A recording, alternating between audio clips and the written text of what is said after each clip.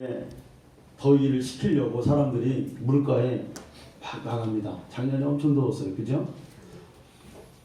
수영 못하는 사람은 물가에 가가지고 앉아서 바지를 발목에까지 걷고 그냥 물장구만 치다가 저녁에 집에 돌아옵니다. 그런데 수영을 좀 할 줄 아는 사람은 우통을 확 벗고 다이빙을 그냥 팍 해서, 거기 어딥니까 우리가 갔던데? 묵계교회 그 수영장 그 밑으로 푹 들어가는 거예요. 더위가, 이 더위를 식히는 이 감이 완전 다를 거예요. 느낌이 다르고 시원함이 다르고. 여러분, 우리의 신앙도 그렇습니다. 신앙의 깊이가 달라요. 얕은 물가에서 신앙을 하는 사람과 깊은 그런 곳에 가서 신앙을 하는 사람이 시원함이 다르고 느낌이 다른 거죠. 그런데 처음부터 깊은 물에 들어가는 사람은 없습니다. 처음부터 뜨거운 사람은 없어요. 거의가 다 처음에는 깊은 물로 들어가는 걸 엄두를 못 내요. 단계가 있어요. 베드로가 처음에는 성령의 사람이 아니었습니다. 처음에는 그렇게 영적인 사람이 아니었어요. 처음에는 사람 낚는 어부였어요. 고기를 낚는 어부였어요. 그리고 이제 하나님이 그를 불러서 사람 낚는 어부가 되게 하신 거죠. 네. 하나님이 부르시는 1단계 사람 낚는 어부가 되라 였어요. 세상에서 물고기나 잡고 사는 수준이 아니라 이제는 하나님이 불러주셔서 이제 그 발을 한 단계 물에다가 담궜다 이거예요. 이제 영혼에 대해서 깨어났어요. 감각이 생겼단 말이에요. 세상과의 이제 구분을 하게 되고 막 세상에서 즐겼던 것을 이제 서서히 조금 내려놓기 시작했어요.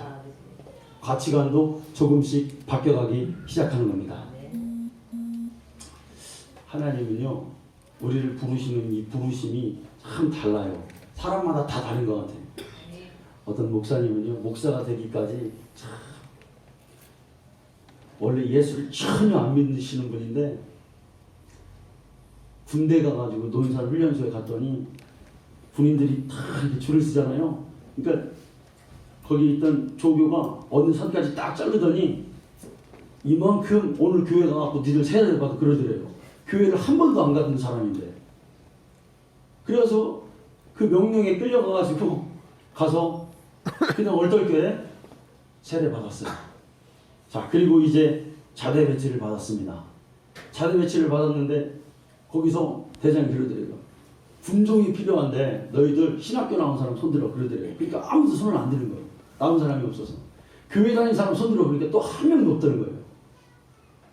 그러면 하나도 없으니까 그 대장이 뭐라냐면 그럼 세례 받은 사람 나와 그러더라는 거예요. 그래서 자기가 손을 들었다는 거예요. 그래서 군종돼서 3년 동안 사회도 보고 찬송도 뭐 하고 나중에는 설교까지 해서 나중에 목사 됐다는 거예요. 할렐루야. 믿을란 믿고 말란 마시고.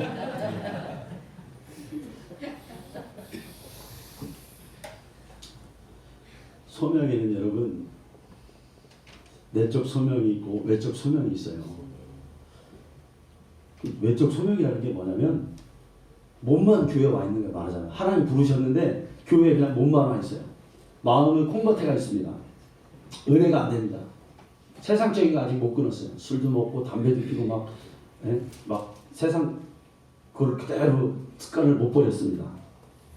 교회만 나오는 상태예요. 웃으시는 분들이 있어요. 괜찮습니다. 성령 받으면 다 변화될 줄 믿습니다. 여러분, 그 서울의 명문교회라고 거기 박효진 장로님 여러분 간증 들어보셨죠? 네, 그분이 어떤 분입니까? 그 죄수들을 이제 이렇게 사형수들, 그분이 교도관의 높은 분인데 사형수들을 막 복음을 전하고 천국과 지옥이 있다. 그래서 그들을 끝까지 변화시켜요. 그래서 아주 막 잔혹하고 그런 사람들도 박효진 장로님이 가서 사랑을 주고 복음을 전하고 잘 양육을 시키면 죽을 때 그 사람들이 다 예수 믿고 그렇게 천국과 지옥을 알고 그렇게 아주 귀한 일을 하시는 분입니다. 그래서 간증을 많이 하시죠. 이분이 근데 간증을 들어보니까 원래는 그런 사람이 아니에요. 어떤 사람이냐면 뭐 술도 잘 드시고 뭐 세상에서 놀기 좋아하고, 이분의 특기가 뭐냐면 고스 덮치는 거 있죠. 화투하는 거. 이게 여태까지 이분이 한 번도 너무 화투를 내가지고 잃어본 적이 없대요. 도리직구땡인가요? 그걸 해가지고 막 땡 나오고 이런 장땡 나오고 그런 거 있잖아요. 그래서 잃어본 적이 없대요.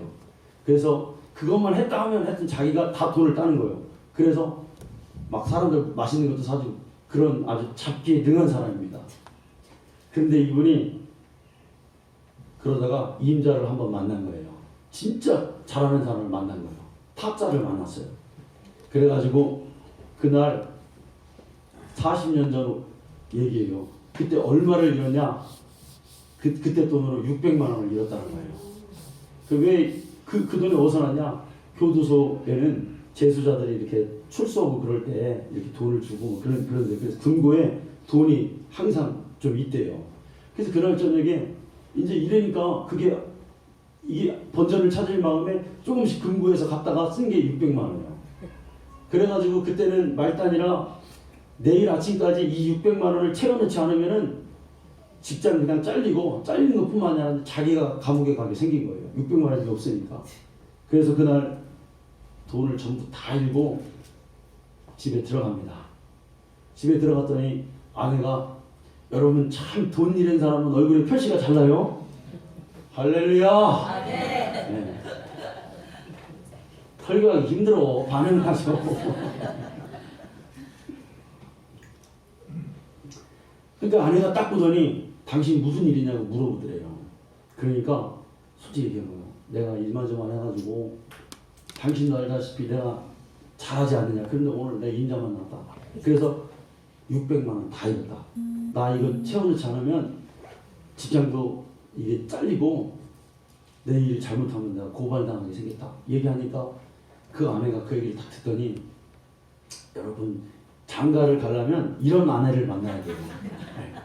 다 얘기를 듣더니 자기 친정이 저기 언양이 있어요, 여러분? 경상도에? 네, 저 처음 들어봤어요. 언양 거기 가가지고 친정을 막 그날 그 밤에 막 간 거예요. 그래서 아버지한테 서점사장에서 다 얘기를 하고 600만 원을 뽑았어요. 야, 장가 잘 갔죠, 여러분? 네.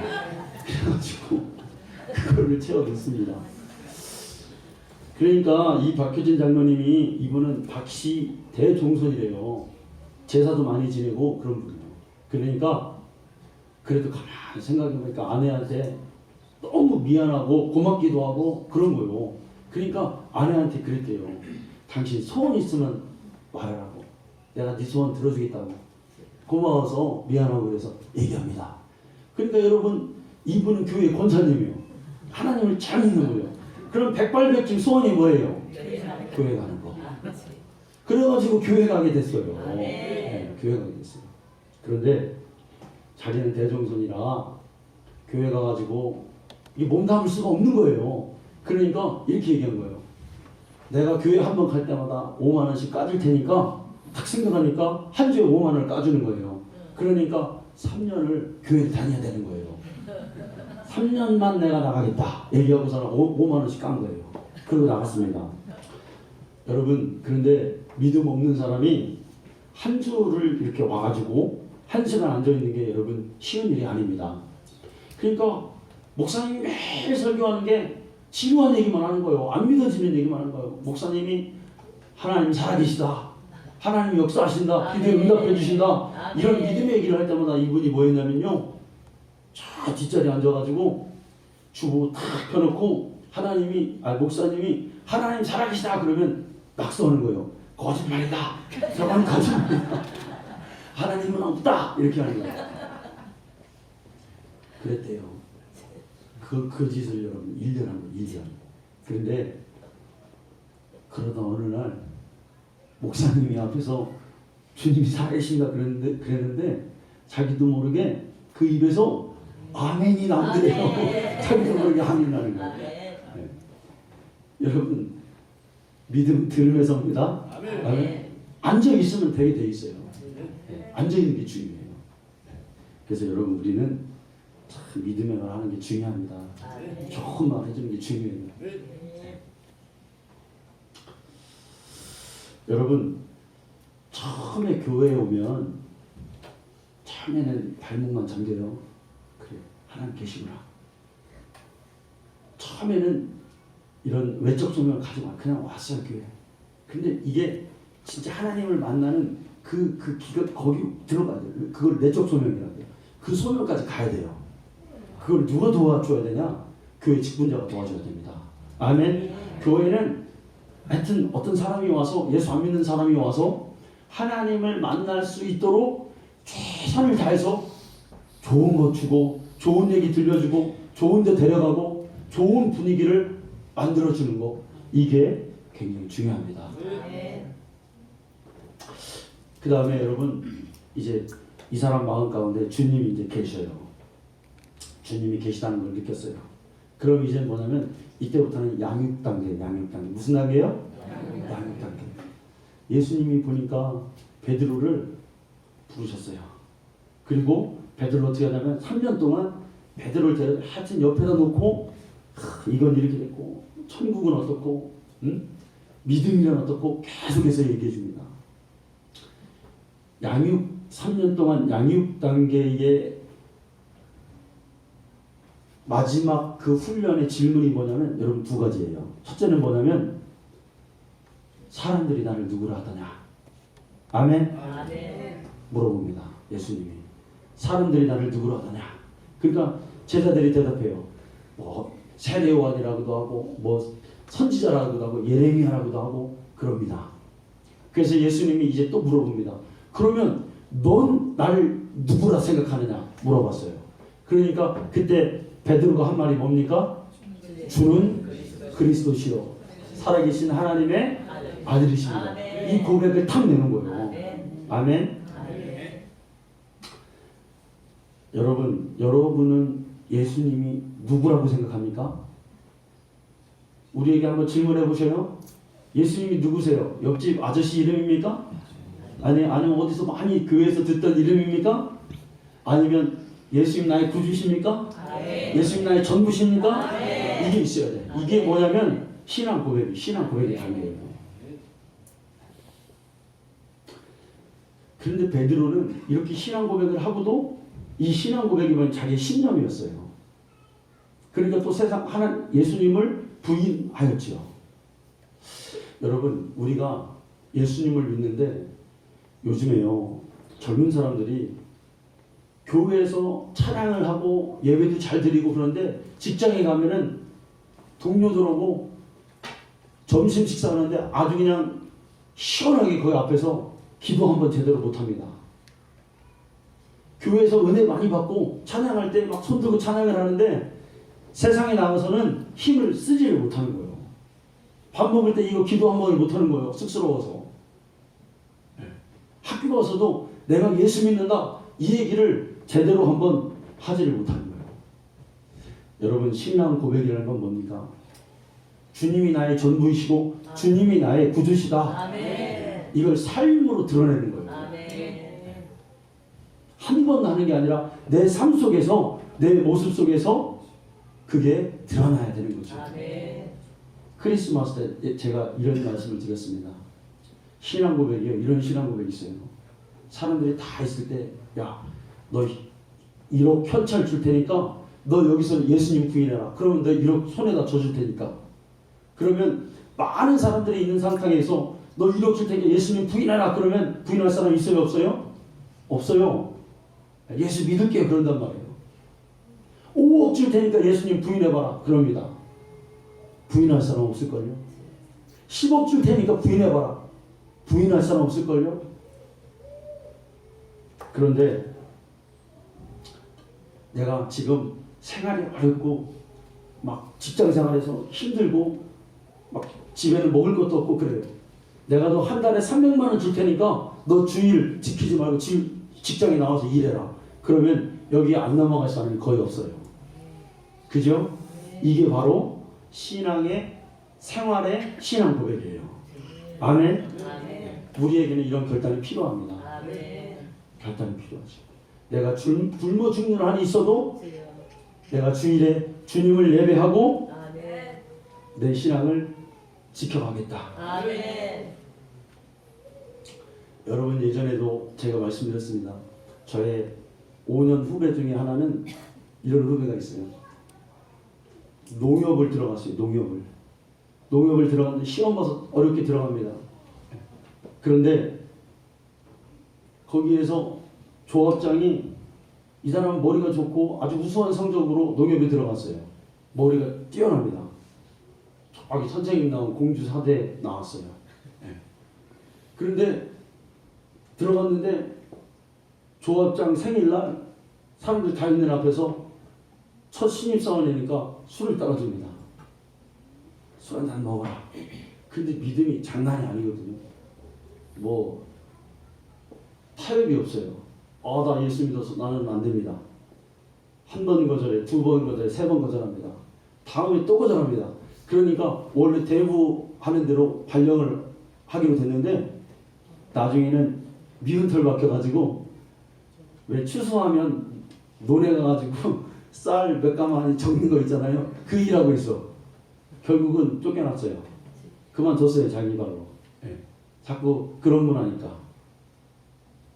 여러분, 이 정도 돼야 돼요, 우리가. 아멘. 이런 믿음의 결단이 우리에게 필요한 것이죠. 아멘. 여러분, 깊은 신앙의 그 물로 들어가는 단계는 뭐냐면 정말 우리가 예수님을 사랑하는 단계예요. 이런 신앙 고백도 아니고 나의 신념도 아니고 정말 내가 주님을 사랑해서 하는 신앙생활. 여러분, 우리가 그 단계로 들어가야 될 줄로 믿습니다. 예수님이 베드로에게 물어봅니다. 요한의 아들 시몬아, 네가 나를 사랑하느냐? 사랑하느냐? 주님을 사랑해야 여러분 우리가 오래 참을 수 있고, 주님을 사랑해야 우리가 인내할 수 있고 견딜 수 있어요. 교회 생활을 하는데 나의 신념으로 신앙생활을 하면 언젠가는 그 신앙생활에는 위기가 옵니다. 많은 사람들이 거기서 꺾여요. 그런데 정말 내가 내 영혼을 구원해 주신 그 은혜에 감사하고 예수를 사랑하는 그 마음으로 신앙생활을 할 때 시험도 이기고, 여러분, 우리가 이 단계까지 가야 될 줄로 믿습니다. 내가 주님 사랑해서 신앙생활에 누가 나에게 얘기한들 여러분, 그게 시험거리가 아니에요. 네. 주님을 사랑하니 내 자존심도, 때로는 내 감정도, 또는 모든 상황도 내가 초월하게 되달하는 것입니다. 더 드리고 싶고, 더 충성하고 싶고, 더 감사해서 하고 싶은 거죠. 여러분, 우리가 이 단계로 가야 될 줄로 믿습니다. 베드로에게 물어봤어요, 예수님이. 요한의 아들 시몬아, 네가 나를 사랑하느냐? 여러분, 이 질문은 뭡니까? 이 질문에는 베드로의 지난 과거의 문제와 앞으로의 삶의, 베드로의 사역의 문제 해결이 여기 다 들어있어요. 네가 나를 사랑하느냐? 베드로가 생각해보니 어떻습니까? 주님을 3번 부인했어요. 신앙 고백을 하고도 주님을 부인했어요. 왜 그렇습니까? 사랑하지 않아서. 나에게 주님을 사랑하는 그 사랑하는 마음이 없었어요. 그러니까 무너졌던 거예요. 베드로는 앞으로 예수님의 복음 전파를 위해서 순교할 사람이잖아요. 앞으로 큰 일을 할 사람이잖아요. 그러니까 앞으로의 그 해답이 어디에 있어요? 네가 나를 사랑하느냐에 있어요. 아멘. 사랑해야 주의 일을 감당할 수 있어요. 큰 일을 감당할 수 있는 것입니다. 옆에 분과 한번 인사, 주님을 사랑합시다 한번 인사하시기 바랍니다.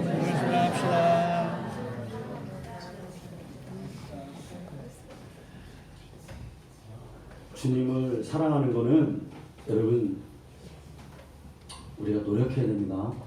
아멘. 깊은 물로 들어가는 거는 우리 노력해야 돼요. 가만히 있으면 늘 그 자리입니다. 여러분, 우리가 2019년도 교회 표율을 여러분 주보에 보면 나오잖아요. 달력에도 나오고 주님의 영광이 거하시는 성전되게 하소서. 아멘. 2019년도에 우리 교회가 정말 하나님의 은혜가 충만한 교회가 되기를 원합니다. 그 충만함이 넘쳐서 흘러 넘쳐서 많은 사람들의 심령 속에 그 은혜의 강줄기가 흘러 들어가기를 소원합니다. 금요일에도 여러분 제가 이런 말씀 드렸어요. 영성은 두 가지다. 개인 영성이 있다. 그리고 공동체 영성이 있다 말씀드렸어요. 여러분 좋은 교회는요 개인의 영성을 도와줍니다. 그러니까 교회에 오면은 충만한 교회, 하나님의 은혜가 있는 교회는요 이 사람이 어떤 영혼이 딱 들어오면은 그냥 은혜 받게 해버려요. 그게 여러분 좋은 교회예요. 근데 여러분 예전에는 교회가 다 이랬어요. 교회만 가면 은혜 받는 거야. 교회만 가면 내 심령이 주님을 만나는 그런 은혜가 있어요. 근데 지금은 그렇지 않습니다. 지금은 교회 가도 그냥 교회가 교회일 뿐이에요. 교회 가도 그 교회가 내 영성을 책임지지 않아요. 그래서 지금은 어떤 시대냐면 내 개인 영성을 자꾸 갈고 닦아야 돼요. 시험 들면 안 돼요, 여러분. 네. 어떤 고비마다 여러분의 신앙이 자꾸 쓰러질 때마다 기도해서 이렇게 세울 줄 아는 그래야 살아남는 시대예요, 여러분. 교회가 내 영혼을 책임져 주지 않습니다. 네. 이 말이 참 조심스러운 말이에요. 네. 물론 교회는 하나님의 영적 기관이죠. 그런데 내가 하나님과 교제하고 내가 천국 가는 그날까지 교회가 나를 컨트롤해 줄 수가 없단 말이에요. 내가 해야 되는 개인 영성이 중요한 시대가 왔어요. 아멘. 여러분 성경을 잘 보면은 하나님의 사람들, 믿음의 사람들이 다 이 개인 영성을 발목까지 오고 무릎까지 오고 허리까지 오고 막 잠기고 하나님을 진짜 만나고 하나님과 대면하는 그 영적인 수준에 이르는 동안 이 사람들이 수많은 넘어질 수 있는 고비가 굉장히 많았다는 거예요. 대표적인 한 사람을 꽂으라면 믿음의 조상 아브라함입니다. 아브라함이 결국은 그 믿음이 어디까지 갑니까? 하나님께 자기 아들 가장 사랑하는 것을 드릴 수 있는 그 완전한 믿음, 그 믿음에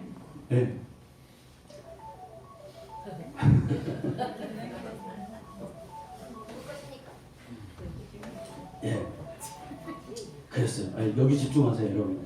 저건 좀 이따 꺼져요. 원래 걸릴 것 같아요. 그 믿음에 여러분 하나님의 그 수준까지 도달하기까지 여러분 어떻습니까? 성경에 아브라함을 한번 잘 보세요. 하나님이 갈대아 우르를 떠나서 넌 내가 지시하는 땅으로 가라 그랬어요. 그게 어디였습니까? 가나안이었죠. 그런데 아브라함은 오랜 시간 어디에 머물렀어요? 하란에 머물러 있어요. 즉각적인 순종을 못해요. 믿음이 하나님이 나를 정말 인도해 주실 분인가? 의심했단 말이에요. 그래서 가나안 땅으로 가지 못하고 하란에서 그 아버지가 죽을 때까지 오랜 시간을 거기에서 머물렀죠. 의심했다는 거예요. 의심했다는 거예요. 거기 하란에서 계속 머무를 수 있어요. 그런데 하나님의 은혜가 그를 다시 이렇게 세워요. 여러분 우리가 믿음 생활할 때 하나님이 원하는 방향으로 우리가 가다가 잠시 멈출 때 어떤 사람은 거기 주저앉는 사람도 있긴 있어요. 그런데 하나님은 되게 어때요? 그 사람을 다시 일으켜서 믿음의 길 갈 수 있도록 기회를 주신단 말이에요. 그 기회를 잘 포착해야 돼요. 아멘. 깊은 물로 들어가야 돼요. 거기서 주저앉으면 안 되고. 아브라함이요 이제 하란에 오랜 시간 머무르다가 가나안 땅으로 들어갔어요. 가나안 땅에 탁 들어갔는데 처음에 좋은 일이 생겨야 되는데 그게 아니에요. 어떤 일이 생깁니까? 흉년이 막 팍 들어버린 거 아니에요. 그래서 이제 아브라함이 어디로 가냐면 애굽으로 내려가는 거예요. 애굽으로 내려가면 됩니까? 안 됩니까? 가나안에 머물고 있어야 돼. 그 은혜 장소에 머물고 있어야 돼. 죽든지 살든지. 아멘. 그래서 거기서 만난 일이 뭡니까? 자기 아내를 빼앗겼잖아요. 별일을 다 만나는 거예요, 여러분. 예. 아내 사라는 앞으로 이삭을 낳아줄 축복의 통로였단 말이에요. 예. 그 아내를 빼앗겨요. 이 축복이 끊어질 위기가 온 거예요. 그런데 거기서도 하나님의 은혜가 작동해서 아브라함을 다시 가나안에 가서 믿음의 길을 여정을 가게 하더라는 거예요. 주저앉을 뻔했어요. 주저앉을 뻔했어요. 거기서. 예.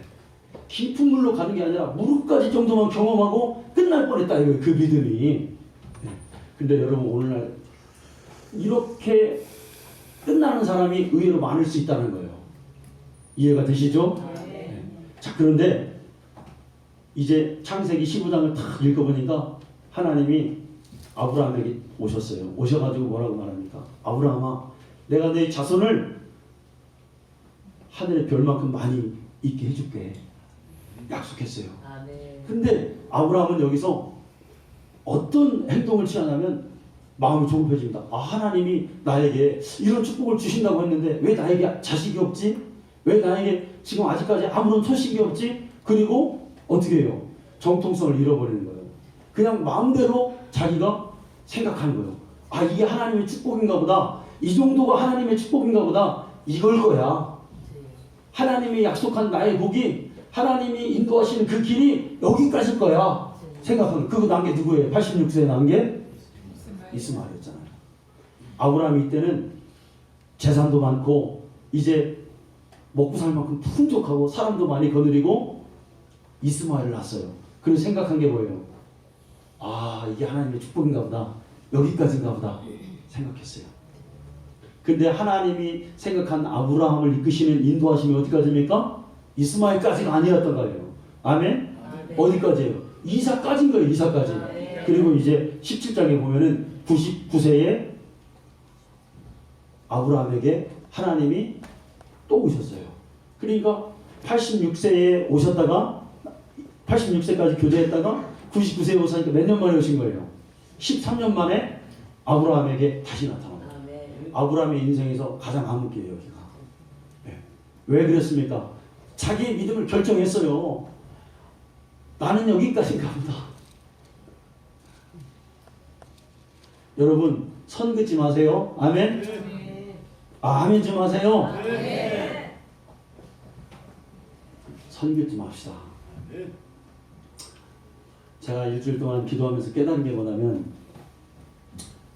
저희가 어떤 문제가 있습니다. 근데 이 문제를 해결하려고 노력해요. 그래서 답을 내가 정하고 하나님께 기도했어요. 하나님, 이 문제를 해결해 주세요.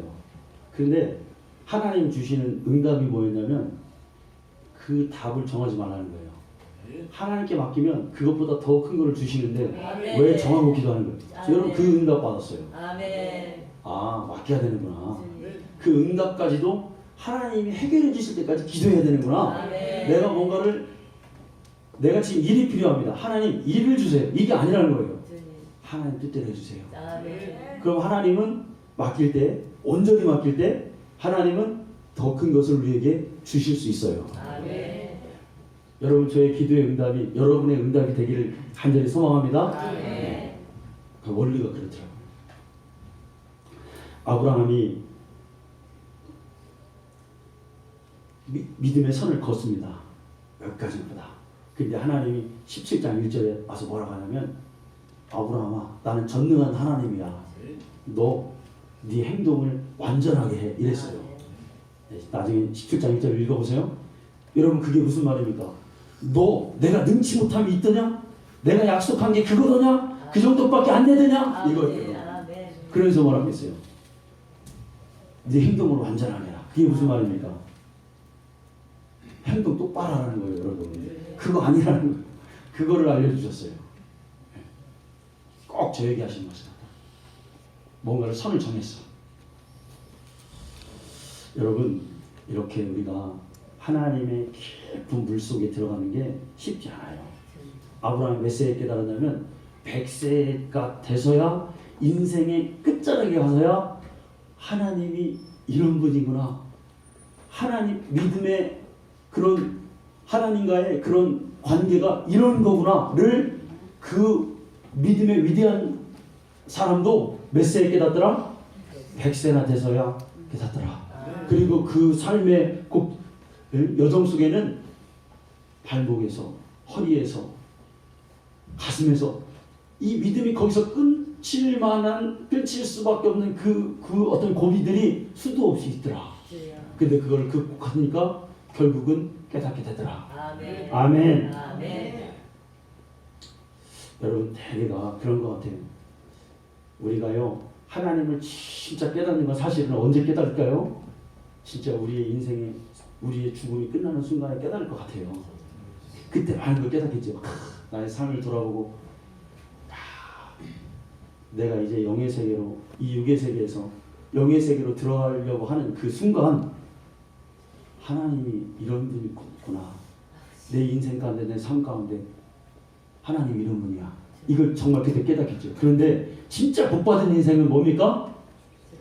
그때보다 조금 더 일찍 깨닫는 사람이 복받은 인생이야. 아멘. 아브라함 175세까지 살았어요. 근데 100세에 깨달았어요. 그거를. 여러분, 우리가 100살 산다고 가정해 봅시다.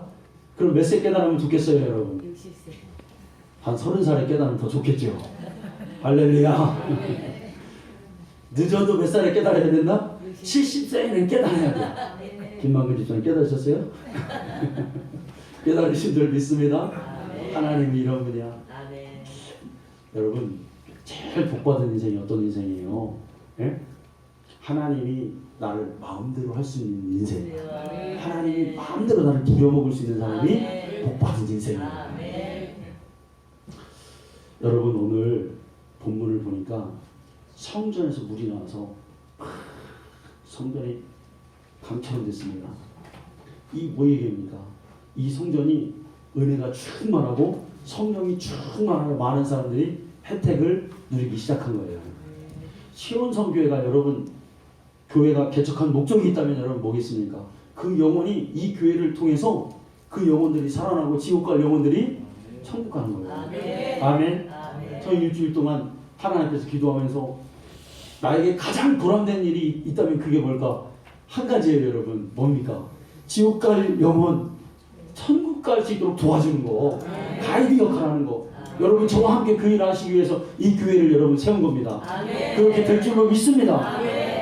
2019년도에 좋은 일 일어날 줄로 믿어요. 그러려면 우리 교회에 하나님의 영광이 여러분 가득해야 돼요. 그리고 여러분 어떻게 해야 되냐?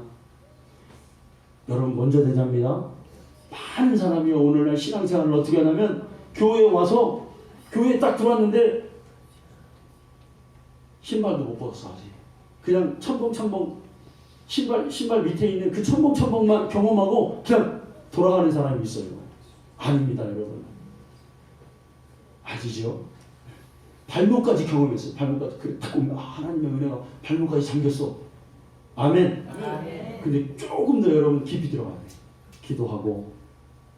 여러분, 제가요, 깊이 들어와라. 신앙생활을 막 더 열심히 해라. 기도해라. 예배를 막 더 참석해라. 이런 얘기는요, 제가 어제 밤중에 자면서 제가 그 설교를 이제 토요일 날 되면은 잠이 잘 안 와요. 목회자들은.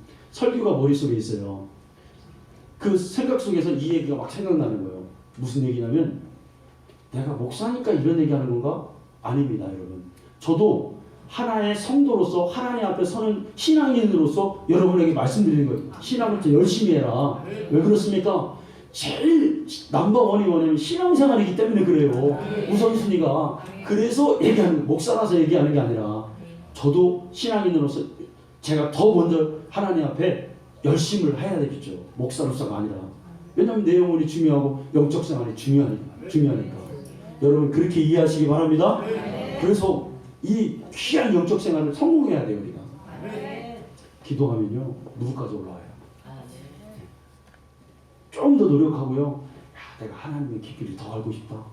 신앙생활을 내가 이 육을 벗어버리고 더 영으로 하나님께 깨어서 신앙생활을 하고 싶다. 그러면요. 허리까지 와요. 아멘. 조금 더 경험하면요. 허리까지는 돼야 성령이 그때부터 나를 쓰셔요. 아멘. 아 그렇다니까요. 정말. 네. 발목까지는요. 내가 육이 살아서 막 뛰어다니는 거예요. 죄 짓는 데 갈 수 있어요. 그런데 허리까지는 와야 죄 짓는 게 어려워요. 육의 삶을 가는 게 어려워요. 그 다음에 가슴까지 딱 잠겼을 때는 이제 힘들어. 이제는 세상으로 나가는 게 어려워졌어. 이제는 나를 막 완전히 여기까지 잠겼어요. 그러면 이제는 성령이 쓰시는 사람, 성령이 마음대로 하실 수 있는 사람, 여기까지 가보자 이거예요.